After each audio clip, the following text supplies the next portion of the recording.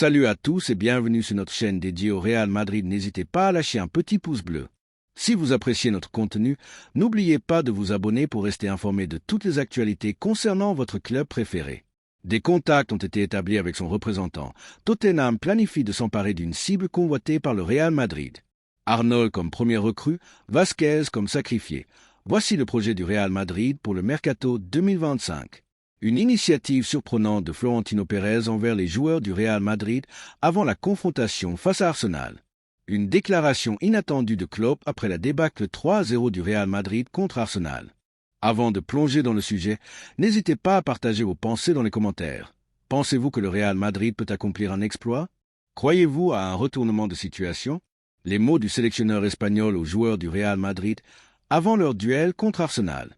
Le sélectionneur de l'équipe d'Espagne, Luis de la Fuente, s'est prononcé sur les chances d'un comeback du Real Madrid face à Arsenal lors du match retour des quarts de finale de la Ligue des Champions. Malgré la sévère défaite concédée à l'aller sur la pelouse de l'Emirates Stadium, l'ambiance au sein du Real Madrid est au plus bas après ce revers 3-0 face à Arsenal. Ce résultat place le club madrilène dans une position extrêmement compliquée, car il devra inscrire au moins 4 buts au Santiago Bernabéu pour espérer atteindre les demi-finales. La situation est rendue encore plus difficile par une vague de blessures affectant l'effectif, ainsi que par des performances décevantes en Liga, compliquant la préparation pour ce match décisif. Pourtant, certains gardent espoir dans un exploit possible. Parmi eux, le sélectionneur espagnol Luis de la Fuente. Les propositions de Luis de la Fuente sur les chances du Real Madrid face à Arsenal. Lors de l'inauguration de la 9e édition du tournoi Vicente del Bosque pour jeunes footballeurs à Al Alpardo, Luis de la Fuente a évoqué les prestations des clubs espagnols en Ligue des Champions cette semaine. Il a soutenu que le Real Madrid conservait une opportunité malgré les lourds revers de l'aller. Selon le site Sport, il a déclaré « Tout est encore jouable. Nous connaissons la force du Real Madrid à domicile. Je ne considère donc pas ce match comme terminé. » Le Real Madrid peut s'appuyer sur une longue tradition de retours héroïques en Ligue des Champions, ce qui nourrit un espoir réaliste pour le match retour à domicile. Cependant, le défi sera immense face à une équipe d'Arsenal dirigée par Mikel Arteta, qui s'est concentré exclusivement sur son groupe lorsqu'on l'a impliqué sur la possibilité d'un sursaut madrilène. Des contacts avec son agent, Tottenham veut shipper une cible du Real Madrid. Selon des informations relayées par la presse, Tottenham Hotspur fait partie des 5 clubs de Premier League ayant entamé des discussions avec l'agent du défenseur Dean Huijsen, joueur de Bournemouth, dans l'objectif de s'attacher ses services lors du mercato estival. Ce défenseur espagnol est vu comme l'un des jeunes talents défensifs les plus prometteurs de Premier League, après s'être imposé comme un pilier de Bournemouth depuis son arrivée en provenance de la Juventus. D'après The Athletic, les dirigeants de Tottenham ont rencontré les représentants du joueur de 19 ans pour tenter de devancer la concurrence, tant en Angleterre qu'à l'international. La lutte pour recruter le défenseur de Bournemouth s'intensifie. Outre Tottenham, Liverpool et Arsenal ont également discuté avec son entourage, tandis que le Real Madrid affiche un intérêt sérieux pour le jeune joueur. Huijsen bénéficie d'une clause libératoire fixée à 50 millions d'euros et Bournemouth serait disposé à le laisser dès l'été prochain. L'intérêt de Tottenham pour Huijsen n'est pas récent. L'an dernier, des rumeurs évoquaient déjà une offre de 30 millions d'euros de la part du club londonien, alors que le joueur évoluait à la Juventus. Cette opération n'avait pas abouti et Huijsen avait finalement rejoint Bournemouth en juillet 2024. Tottenham forcé d'agir face aux absences. Le regain d'intérêt de Tottenham s'explique également par les incertitudes dans son secteur défensif, notamment avec les spéculations sur un éventuel transfert de Cristian Romero vers l'Atlético de Madrid. Par ailleurs, l'agent de Mickey Van de Ven aurait été en contact avec le Real Madrid récemment. De son côté, le défenseur Radu Dragusin, blessé, sera indisponible jusqu'en décembre et pourrait être prêté par la suite pour retrouver du temps de jeu. Arnold comme premier recrue, Vasquez comme sacrifié. Le projet du Real Madrid pour 2025.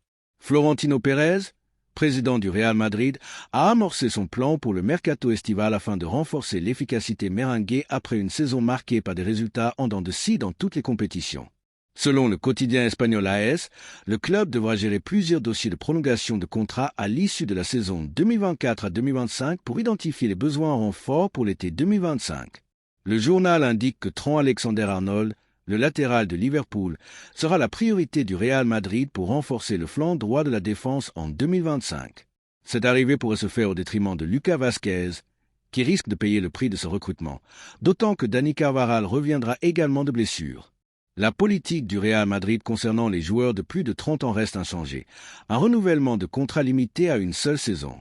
Cependant, en raison de performances en baisse, les contrats de Vasquez, Alaba et Modric sont aujourd'hui menacés. En revanche, l'international allemand Antonio Rüdiger devrait voir son contrat prolongé, restant un élément incontournable de la défense madrilène. Le Real Madrid est encore en licence dans 3 compétitions cette saison. Il se prépare à affronter le FC Barcelone en finale de la Coupe du Roi le 26 avril, tout en occupant la 2e place de la Liga avec 63 points, derrière le leader barcelonais. L'Atlético de Madrid, 3e avec 60 points, promet une fin de saison palpitante. Une initiative inattendue de Pérez envers les joueurs avant le choc contre Arsenal. Des médias espagnols ont révélé une nouvelle action de Florentino Pérez pour motiver ses joueurs avant le match retour décisif contre Arsenal en quart de finale de la Ligue des Champions. Après la décevante défaite à l'aller, les chances du club de défendre son titre européen sont menacées, car l'équipe devra réaliser un exploit rétentant au match retour pour se qualifier en demi-finale.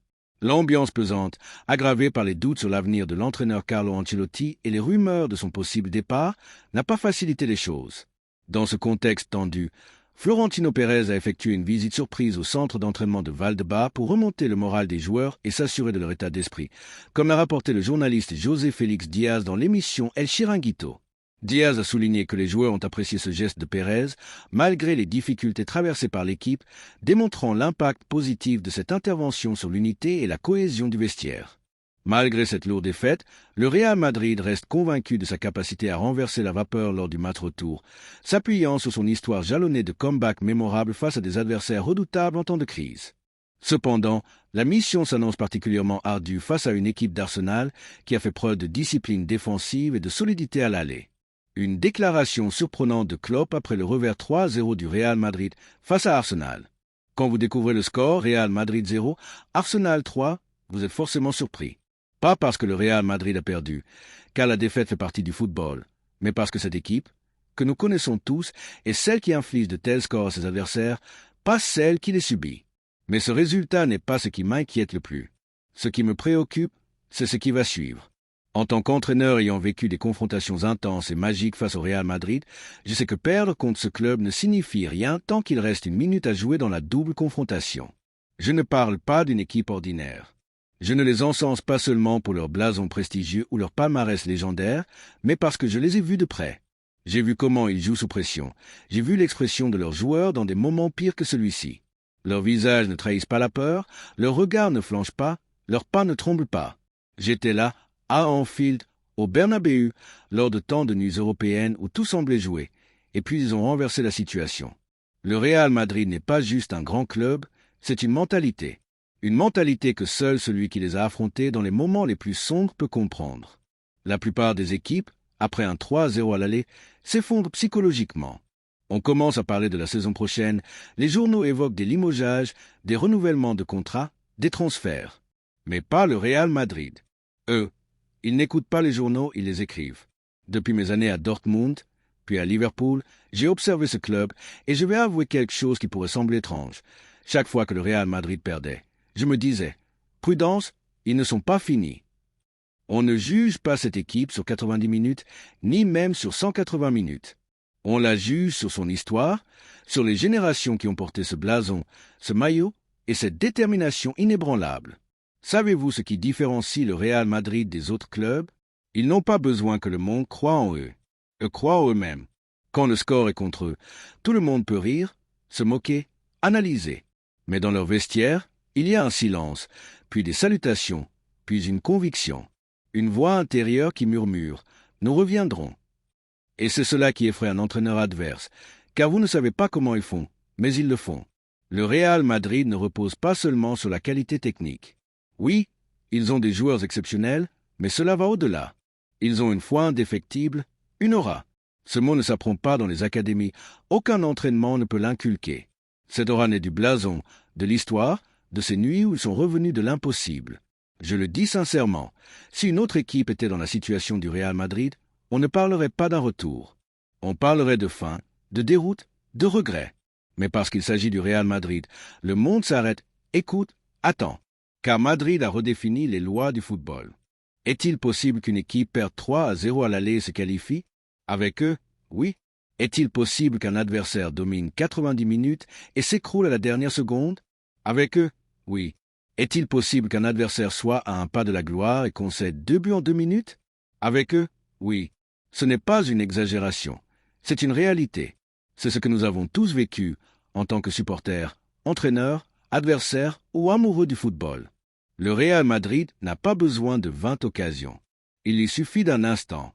Une passe, un tir, un corner, une idée qui traverse l'esprit de Modric, Vinicius, Bellingham ou n'importe quel joueur portant ce maillot. Et avec cet instant, ils réduisent en cendres tous les scénarios établis. Merci d'avoir regardé cette vidéo et j'espère que cette vidéo vous a plu. N'hésitez pas à lâcher un petit pouce bleu, vous abonner à la chaîne et à activer la cloche pour ne rien manquer des prochaines vidéos. On se retrouve plus tard avec plus d'informations. Passez une bonne journée et à la prochaine. Ciao!